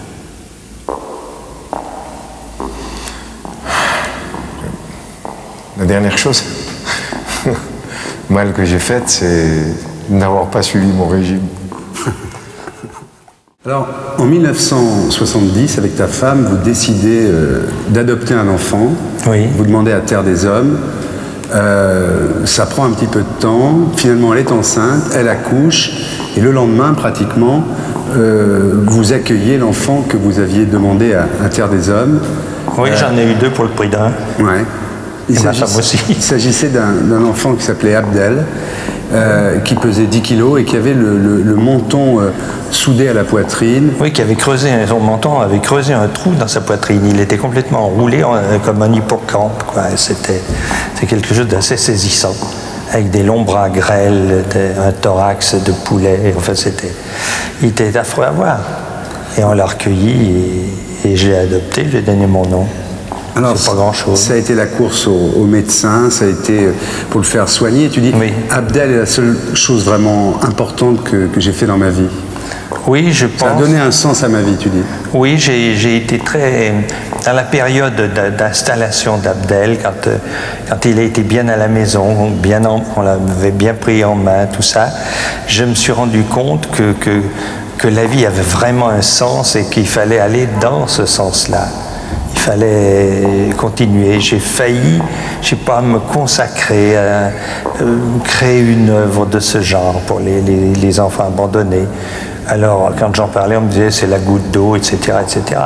À quoi je répondais que l'océan n'est fait que de gouttes d'eau, quoi. C'est pas.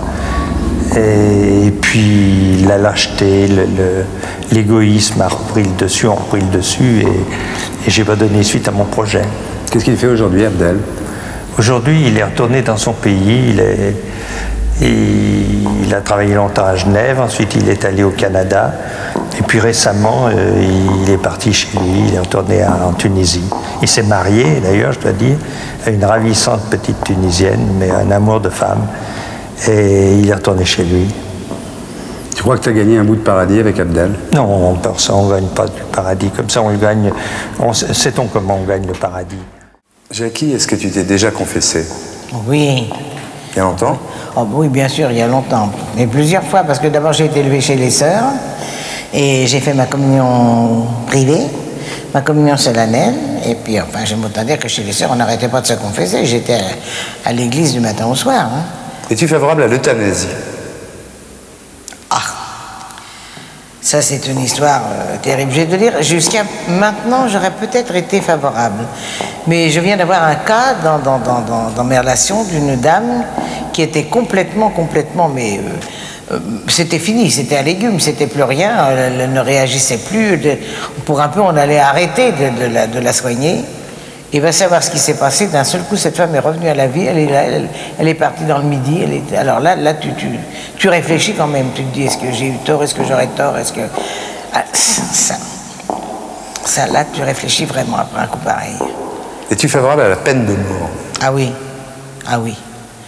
Les hommes qui ont les femmes qui ont l'audace, la cruauté de martyriser des enfants, de les tuer, de martyriser des vieillards, de les tuer. Alors là, oui, tout de suite. Tout de suite. Mais je ne discuterai même pas, il n'y aurait même pas de procès, rien. Tout de suite, oui. Est-ce que tu crois en Dieu? Oh oui. Et je suis obligée de croire en Dieu parce qu'étant gosse, à 16 ans, j'ai eu un très grave accident. Je suis tombée de 7 étages par la fenêtre et je suis là. S'il n'y avait pas eu le bon Dieu, je crois que tu me verrais certainement pas.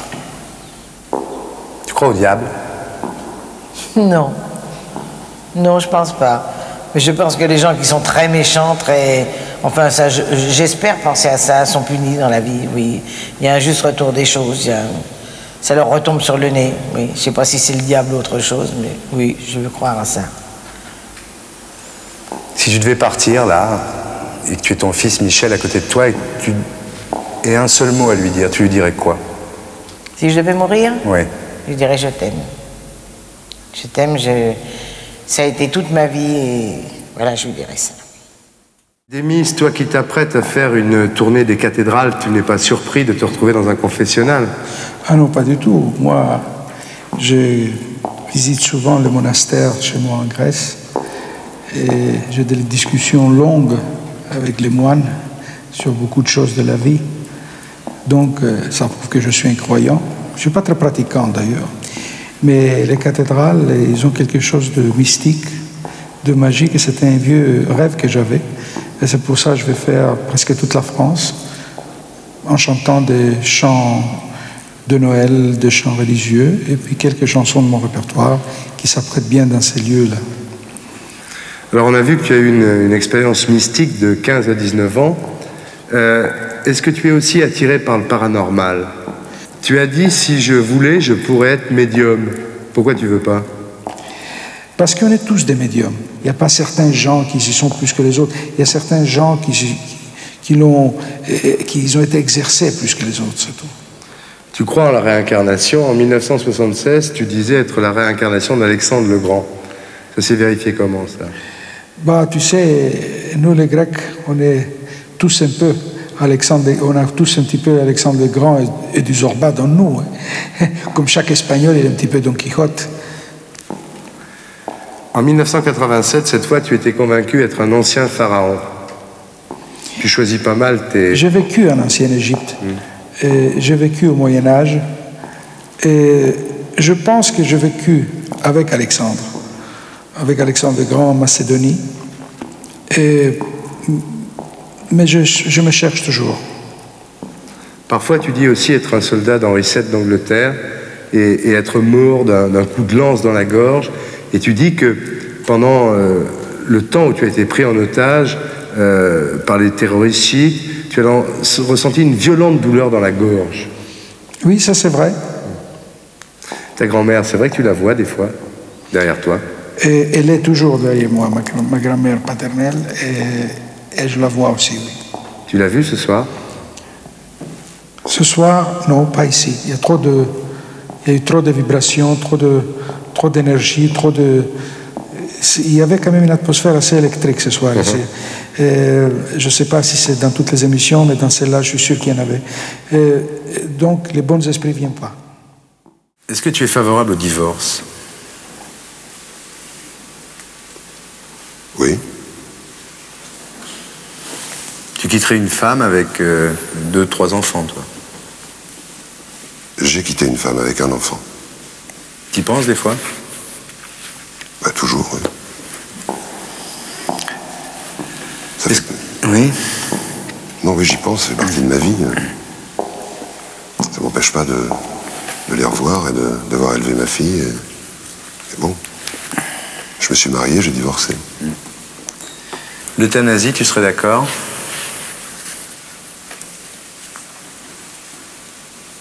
Dans l'absolu, oui, pour avoir été confronté à 2-3 cas comme ça, désespérés, totalement, oui, désespérés, donc...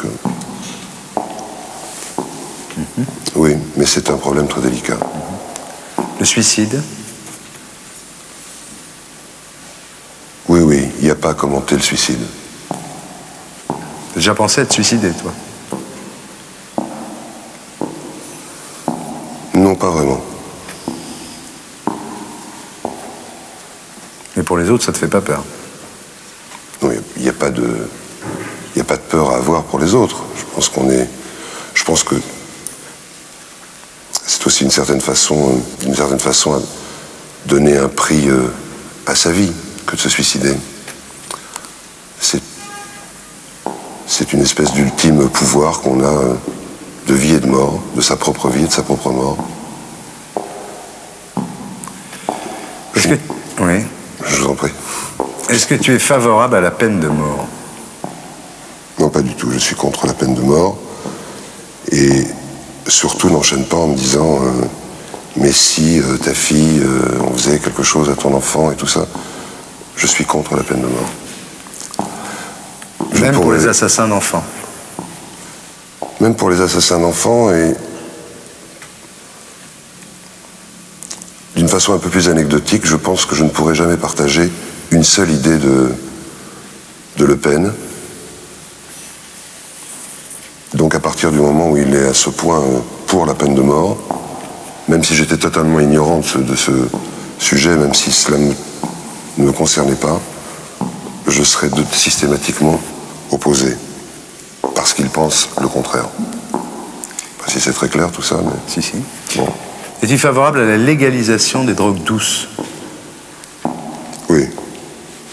Drogue douce, c'est-à-dire quoi? Herbe, shit, tout ça? Oui. Je sais pas s'ils attendent tellement mon accord pour... Enfin bon... Oui, je pense que ça changera pas trop le problème. Il y a un certain nombre d'exemples, la Hollande, l'Espagne, quelques pays comme ça. Bon, ça n'a pas trop bouleversé le paysage politique, j'allais dire, de ces pays. Tu crois en Dieu? Oui. Ça se traduit comment? J'essaie de vivre ça au quotidien. C'est-à-dire que je ne suis pas pratiquant. Je suis juif, au cas où tu ne le saurais encore pas. Donc je ne suis pas pratiquant. Mais plutôt que d'attendre des fêtes qui ou pardonnent ou absolvent ou quoi ou qu'est-ce, j'essaie au quotidien de comprendre, d'être le moins banal et médiocre possible. Et de donner un maximum. C'est ma façon à moi d'y croire. Tu crois au diable? Ah bah oui, une vérité, une contre-vérité. Certainement. Il y a... Oui. Oui. L'équilibre. À ton avis, quelle forme il prend le diable aujourd'hui? Toute. Toute. Ce qu'on est en train de faire est diabolique. La conception de cette émission est diabolique. Dis donc, Robert, quand t'étais petit, la confession t'a pas mal donné, non, quand même? Oui. J'ai cru à ça, moi, mais peut-être j'y retournerai cette année. Il paraît que depuis 2 jours, c'est des femmes. Donc on pourrait dire ma père au lieu de mon père. Ça me plairait davantage. Et donc, c'est pour gagner ton paradis que tu as fait une chanson dédiée à Jean-Paul II qui s'appelle Pape Musique? Non, mais c'est parce que j'avais été bouleversifié par le fait que le pruneau qui était, puis là je fais pas de l'humour, qui était rentré par son nombril, était vraiment ressorti par le trou de balle et je trouvais que ça méritait d'être immortalisé. Sinon, c'est un personnage, comment dire, que je trouve relativement sympa parce que même s'il invente rien, il répète des bonnes choses positives. Il parle d'amour. Oui, aimez-vous. Par contre, Paul VI, t'étais moins fan. Hein? Tu racontes que ta mère, tu l'as amenée à Rome voir le pape et qu'en fait, contrairement à ce qui s'est passé avec beaucoup de gens, quand elle est arrivée là-bas, elle a perdu la foi. Quand elle a vu le commerce, quand elle a vu que pendant l'élévation, les gens faisaient des photos du pape au lieu de baisser la tête, elle a perdu la foi. Ma mère avait récité le chapelet toute sa vie, était pratiquante, elle allait à la messe non seulement le dimanche, mais quelques fois la semaine, elle faisait sa semaine sainte. Et Paul VI, premièrement, il chantait très mal, il chantait flat et j'aimais pas tellement sa voix. Et deuxièmement, c'est que ma mère, qui cherchait le bon Dieu, n'a vu que des flashs de Kodak et que des ornements en or. Elle s'est évanouie. Et depuis que je l'ai amenée au Vatican à Rome, elle n'a jamais pu remettre les pieds dans une église catholique. Je sais que je fais de la peine à des gens qui croient à quelque chose, mais vous me demandez la vérité, mon père, vous l'avez. Tu crois qu'elle aurait aimé Jean-Paul II, ta mère?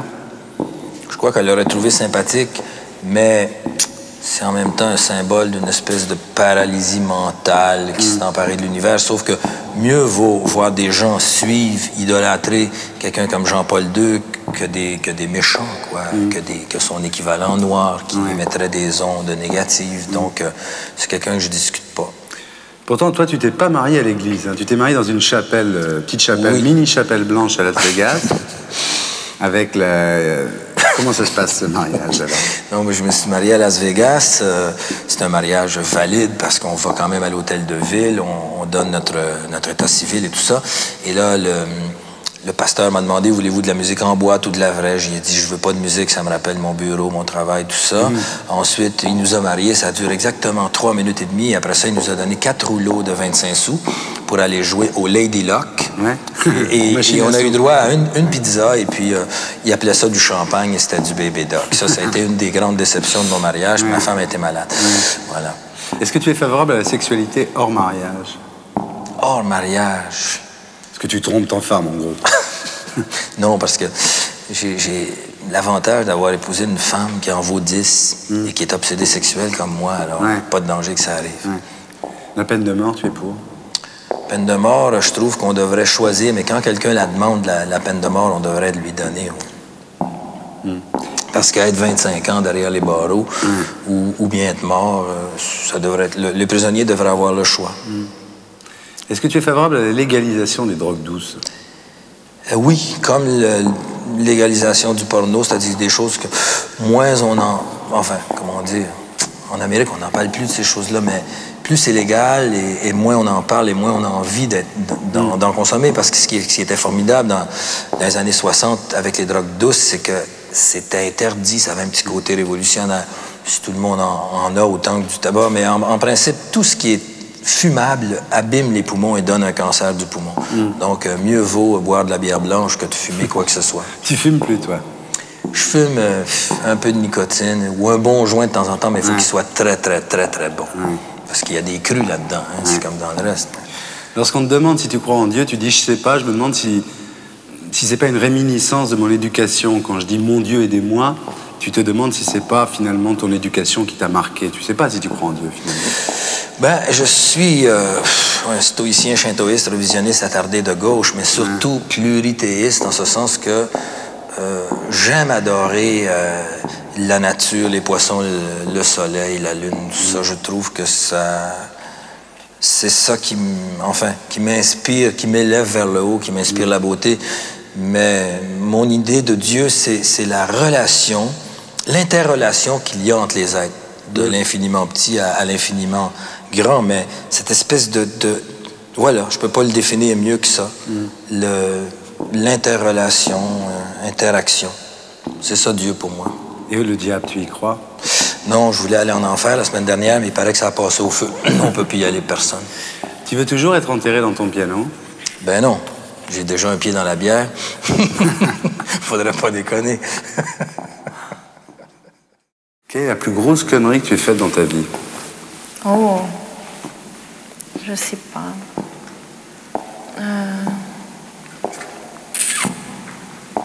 J'en ai aucune idée, j'en ai fait pas mal. La plus grosse? La plus grosse.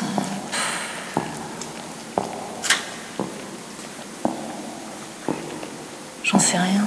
Quand tu étais mariée, est-ce que tu penses que tu as tout fait pour garder ton mari? Ouais. Ouais. Sur ce coup-là, je crois que oui. La plus grosse connerie, je sais pas. Si c'était à refaire, qu'est-ce que tu ne referais pas? Qu'est-ce que je referais pas depuis le début de ma vie?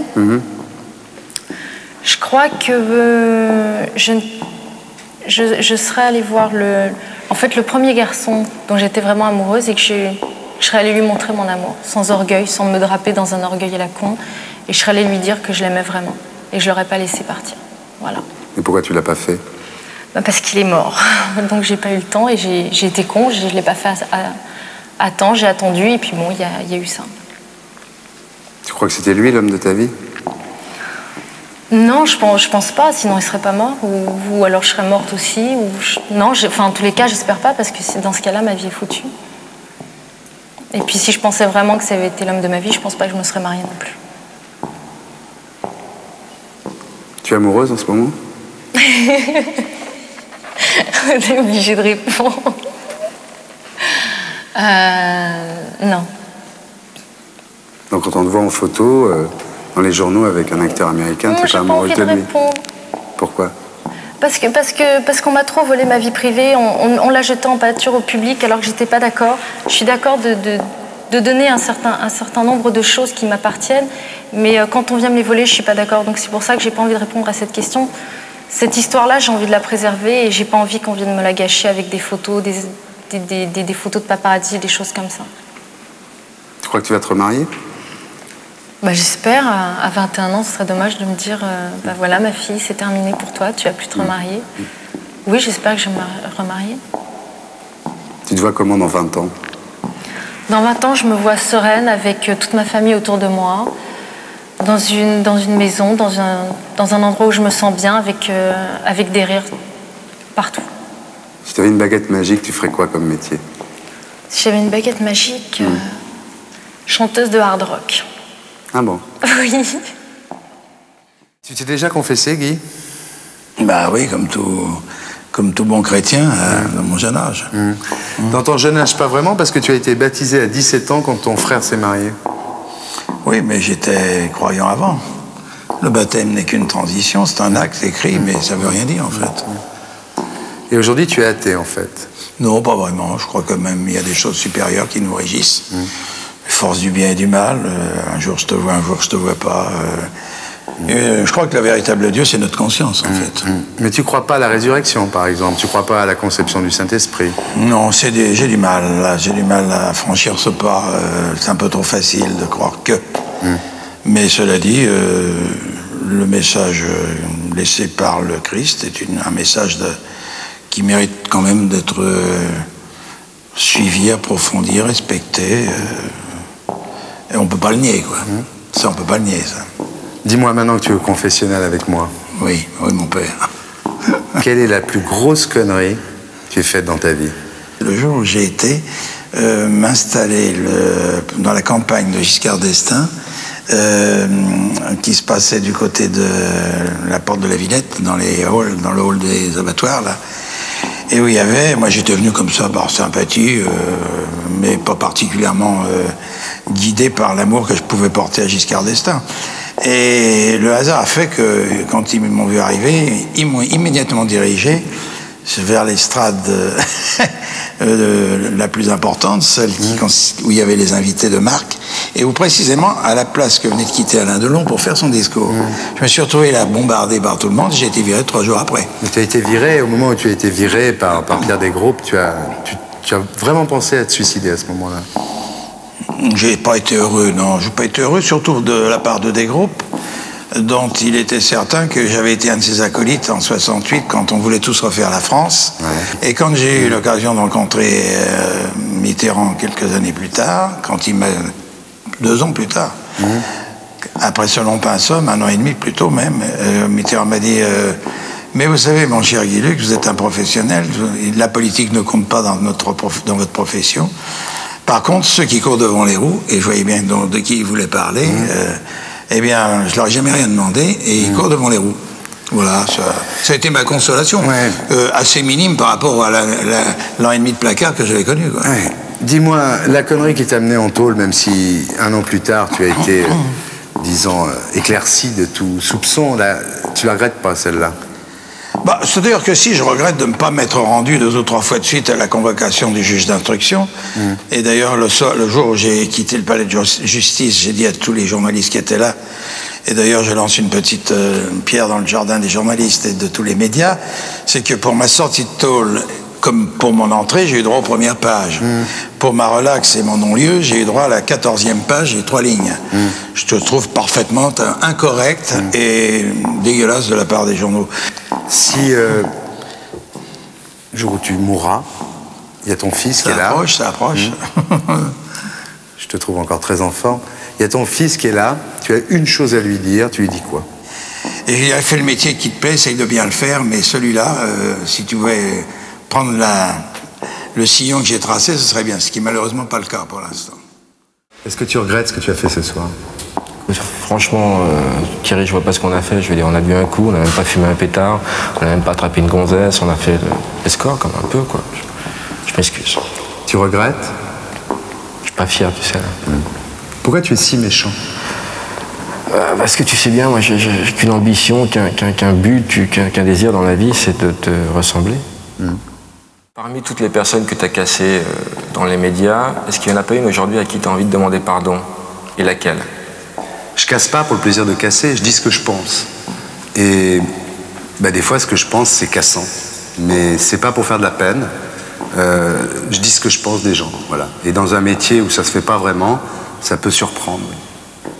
Mais pourquoi t'as ce côté un peu fouille-merde, franchement, entre nous? C'est pas fouille-merde au sens presse à scandale, vraiment. C'est que ce qui m'intéresse, c'est la nature humaine et les faiblesses des gens connus. C'est une façon, finalement, de démystifier peut-être un peu les gens connus, parce que les gens connus, c'est avant tout, avant d'être connus, c'est des gens. Et ça passe par ces questions-là, ce que tu veux démontrer? Ça passe par des questions intimes, parce qu'effectivement, c'est dans l'intimité que tout le monde est le plus semblable. Tu dis souvent, enfin, tu me dis souvent qu'il ne faut pas trop déconner avec la religion, parce que toi, Thierry, tu as peur de brûler en enfer. Franchement, Thierry, tu serais pas un peu con? C'est vrai que c'est un peu con de dire, il y a 2 choses que je respecte, c'est le roi et le pape. Bon, ça semble un peu bizarre, on dit ça pour se donner un genre, c'est du marketing. En fait, je crois pas vraiment. Je crois que moi, j'aimerais mieux qu'il y ait un roi en France, c'est vrai, c'est sincère, là aussi. Ça me fait pas que des amis, ce truc-là, parce que pour les Français, après 200 ans de propagande républicaine, ils confondent un peu Louis XVI et Adolf Hitler, quand même, quelque part. Donc ça me fait pas que du bien, ce truc-là. Le pape, c'est pareil. Pour moi, la personne que je préfère au monde, c'est le pape, et surtout celui-là. Alors, j'aime pas qu'on rigole avec la religion, d'abord parce qu'on tire pas sur les ambulants. Je trouve que c'est un peu facile de faire de l'anticléricalisme. Il y a 90 ans qu'on en fait. Je suis sans doute un peu con, oui, de croire que si je suis pas gentil sur la terre, que si je fais du mal, je vais aller en enfer, brûler dans des flammes. Ça, c'est un peu con. Mais on peut appeler ça le karma. J'ai pas envie d'avoir un mauvais karma, voilà. Ça, c'est déjà un peu moins con de le dire comme ça, non? Si ton père débarquait là sur le plateau comme dans Sacrée Soirée ou La Gonzesse d'Arthur tout à l'heure, tu lui dirais quoi? Ben, je dirais que c'est un peu grâce à lui que je suis là, parce que je crois qu'il voulait être journaliste et puis il n'a pas pu. Et que, en tous les cas, il m'a toujours donné le goût de la presse, de l'info, de la vérité. Je crois que toutes les vérités sont bonnes à dire, c'est quelque chose qui comprend. Et je crois que je lui dirais, ben voilà, tu vois, c'est pas seulement parce que t'es mon père que je suis là, c'est aussi parce qu'en 54, tu m'as fait écouter Europe 1 un matin. Alors je lui dirais merci, mais pas seulement d'être mon père. Quelle trace tu aimerais laisser après ta disparition? J'aimerais rester comme un empêcheur de tourner en rond, mais pas uniquement parce que j'aurais dit enculé à la télé. Et qu'est-ce que tu aimerais que tes gosses disent de toi, tes filles?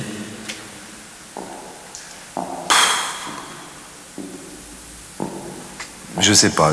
J'aimerais qu'elles disent que j'ai été un bon père, mais j'ai pas le sentiment que je le suis tout le temps tellement je bosse, quoi. Donc j'aimerais qu'elles me pardonnent et qu'elles disent d'accord, on l'a pas beaucoup vu, mais il a fait des émissions de télé qui étaient pas trop mal, il a fait des bouquins qui étaient pas trop mal, il a fait des journaux qui étaient pas trop mal. Voilà, qu'elles excusent mon absence par 2-3 conneries que j'aurais laissées, quoi. Et pour être sûr de ne rien rater de Inarditube, abonnez-vous et mettez un pouce bleu.